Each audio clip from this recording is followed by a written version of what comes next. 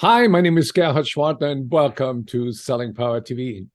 Today, we have the great pleasure of meeting with Andy Miller, who's the CEO of a company called Big Swift Kick. Welcome, Andy. Thank you, Gerhard. Glad to be here. You have been a number of years in the sales consulting business. How has the sales profession changed?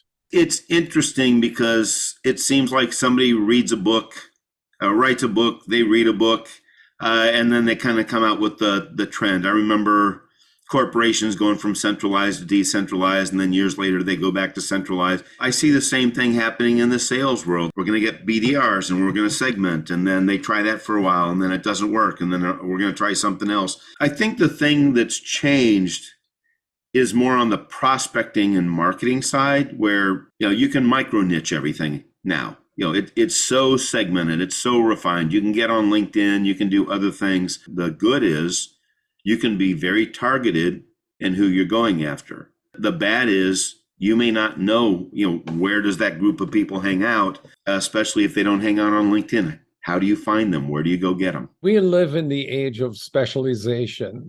What do you specialize in? My specialty is really growing sales organizations, but I look at them holistically.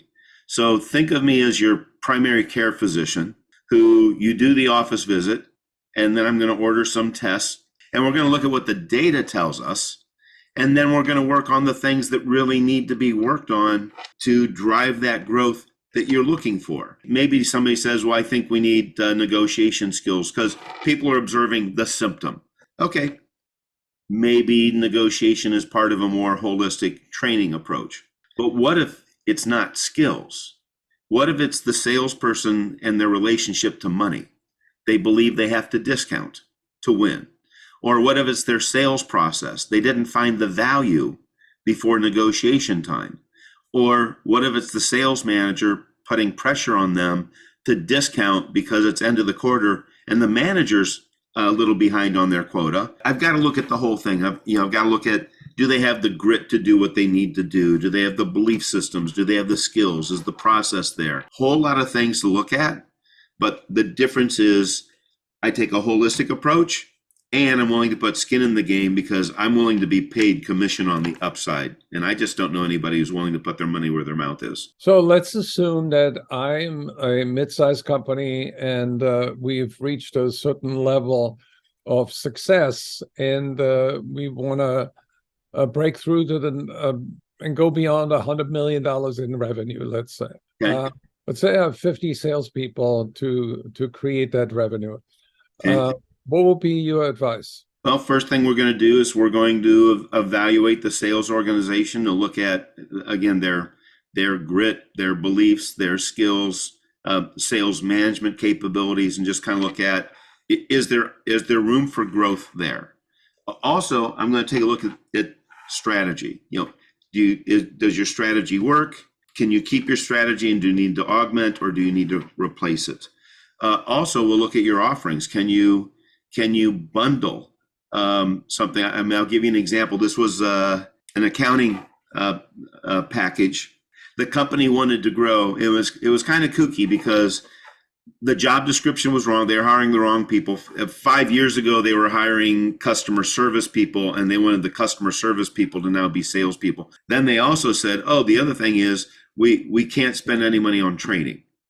So we're hiring the wrong people, and we're not willing to train them on sales training. So what do we do, right? So we evaluated, took a look at what was going on, and said, you know what? There's a gap in the market that you guys are missing. And we have a research librarian that we have her go out and research certain things that we're looking for. And so she went out and researched and came back and said, your target audience has a big problem here. It had to do with fraud. And we said, why don't you package fraud insurance in with your offering? And they were then able to charge a premium. Their sales went from 6% upsell to 75% upsell. So what you're saying is you look at the mindset, the skill set, the tool set, the strategy, and the market opportunity. Then we come up with something that makes sense for everybody based upon the parameters that we have to deal with. You want to find the right perspective on the challenge that people are facing, and that's not an easy thing to do. No, it's putting the pieces of the puzzle together. Yeah, And the thing that I've always enjoyed myself is the messier, the better. because there's opportunity in chaos. Absolutely, there is. How can people find you online?